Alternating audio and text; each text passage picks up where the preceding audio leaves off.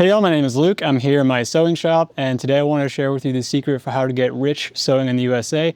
But first, we got to start with some history. Way back in the day, rich dudes who owned factories realized how much more money they could be making if they didn't have to deal with worker rights, unions, weekends, annoying stuff like that. A lot of people gave their lives to get us those rights that we take for granted today, facing strong opposition by the industrialists and railroad owners and mine owners who had the police on speed dial.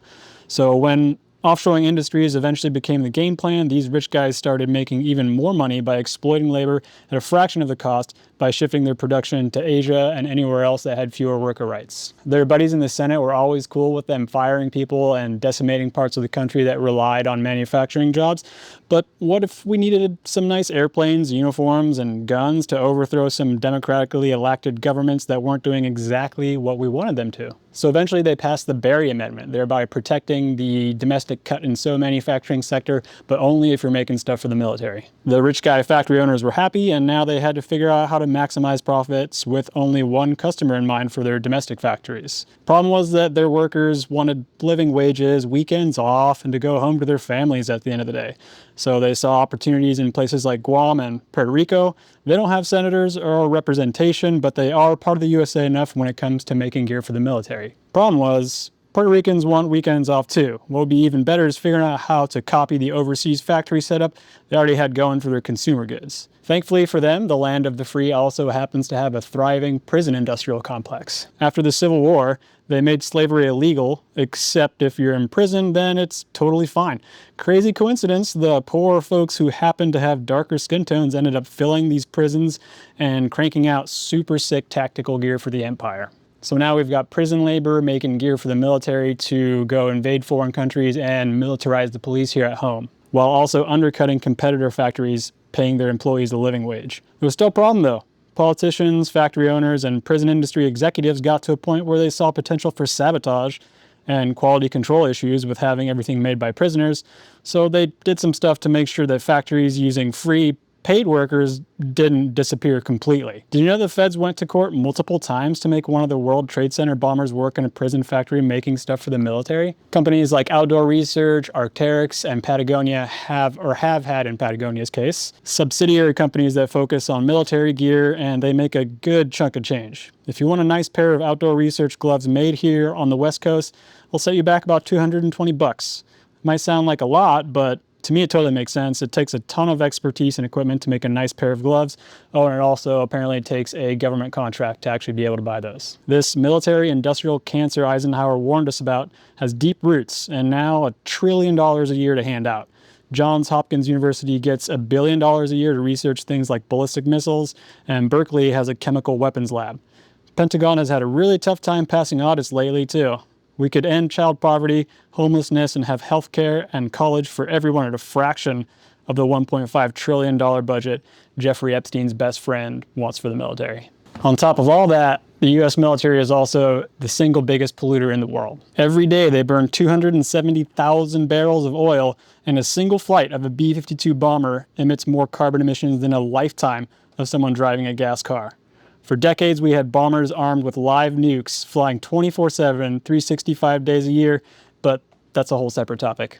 This is just a quick video, barely scratching the surface of the cutting and sewing sector. I know it's a complex issue, but to me it's pretty simple that a country that has for decades relied on offshoring manufacturing for pretty much everything except making sure we're the best at killing people is maybe not the best thing. I, for one, would love to see a world where superpower nations use their resources to help smaller countries achieve their goals in a mutually beneficial way instead of at the end of a gun barrel. I'd love to see a country with less wealth inequality and more opportunity for talented folks to make a decent living doing what they love, or at least something they don't hate. Maybe even some free healthcare in college or trade school.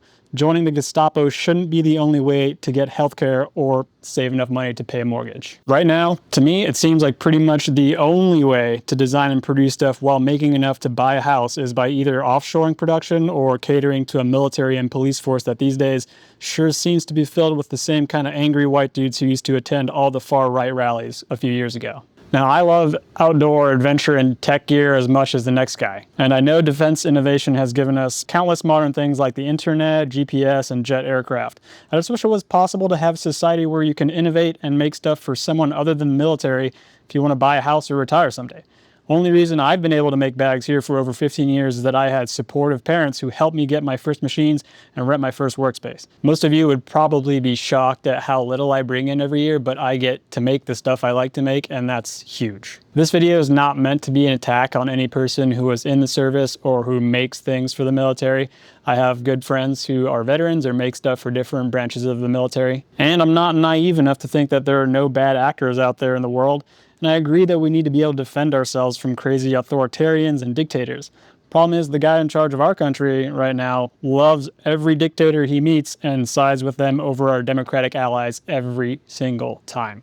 The way I see it, the USA has been a bad actor pretty consistently on the world stage since 1945. During World War II, we got really good at making weapons, and for good reason. Problem is, after that, the people in power didn't want to listen to Eisenhower's warnings about the military-industrial complex because they're making so much goddamn money.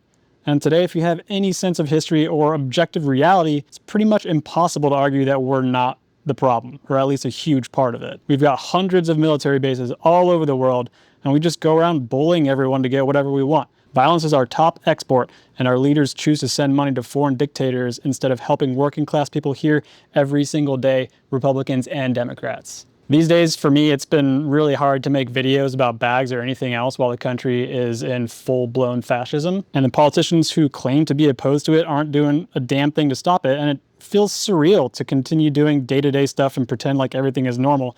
So here I am making an abnormal video about how the sewing world kind of overlaps with that. Anyway, I'd love to hear your thoughts in the comments section. If you think I'm wrong, I'd love to hear why. I put a bunch of my sources in the description below, so check those out if you want any more details on what I was talking about. And I just want to end this video by saying if you bought a bag from me, thank you. It really means a lot. And if you support small businesses and workers in your area, thank you. I feel pretty powerless sometimes, but if we all do our best to support each other in community and demand politicians who actually try to represent us instead of their billionaire friends, maybe we can make a difference and eventually change the system. Thanks for watching.